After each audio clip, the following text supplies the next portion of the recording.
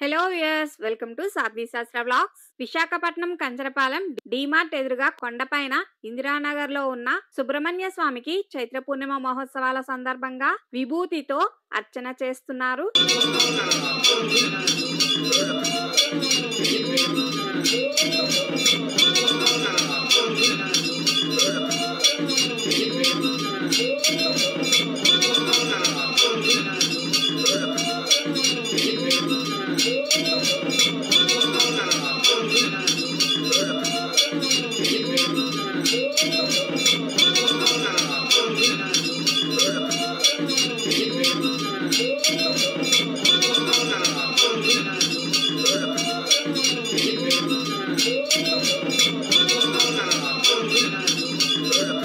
విభూతితో అర్చన అనంతరం సుబ్రహ్మణ్య స్వామి వారికి హారతి ఇస్తున్నారు.